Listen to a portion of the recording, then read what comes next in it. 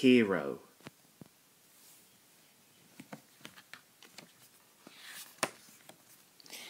This story is about Hiro, an old engine who was lost for many years. We wanted to help fix Hiro so he wouldn't be sent for scrap, but we had to keep him a secret. Spencer was visiting Sodor for the summer. He was helping to build a holiday home for the Duke and Duchess of Boxford. "Out of my way, slow coach," he would shout. "I'm the fastest, strongest engine around." One day, Spencer and Thomas had a contest to see who was strongest. "Whoever pulls his heavy load the furthest wins," said Spencer. Thomas and Spencer were ready to race. "Peep, peep," whistled Edward, and they were off. Spencer steamed ahead, but Thomas soon ran into trouble. "My brakes have broken. I'm going too fast," Thomas gasped. He whooshed down a steep hill onto a rickety old track, crashing through bushes. Thomas finally came to a stop.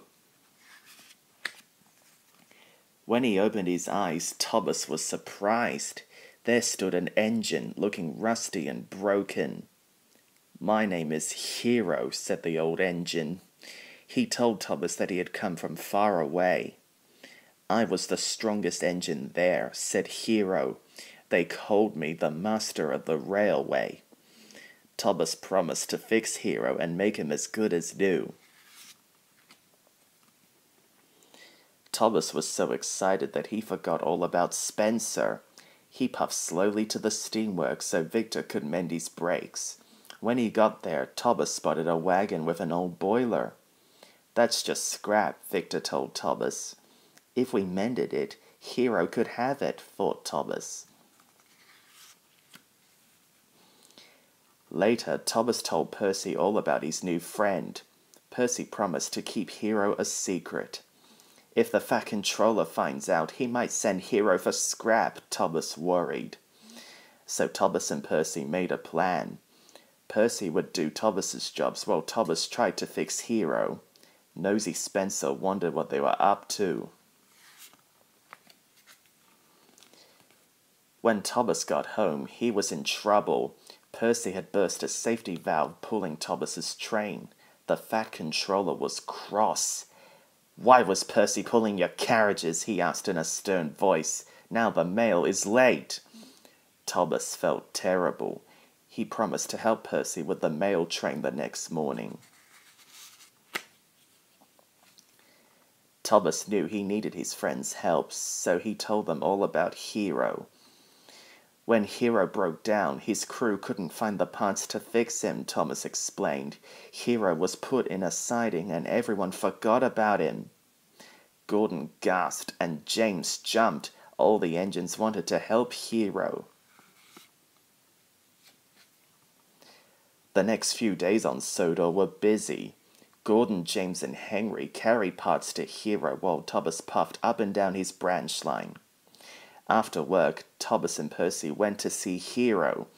The big engine was a colorful patchwork of parts. Hiro's firebox fizzed and flared.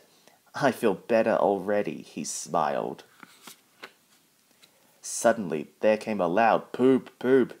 Spencer had seen Hiro. "What is that heap of scrap?" Spencer gasped. "Wait until I tell the Fat Controller." Spencer wheeshed away with Thomas chasing after. Thomas had to tell the Fat Controller about Hiro before Spencer did. Suddenly, the old track gave way under Spencer. The big engine was stuck. Thomas puffed on to Knapford, his wheels wobbling. When he arrived, he told the Fat Controller everything all about Hiro and how Spencer had got stuck. "Hiro was the master of the railway. I would never scrap him," the Fat Controller said kindly. "He must have been left there by accident. You must take Hiro to the steamworks straight away, Thomas."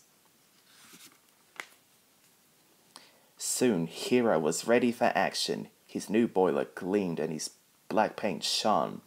The Fat Controller asked Hiro to rescue Spencer. "I'm sorry I was rude," said Spencer.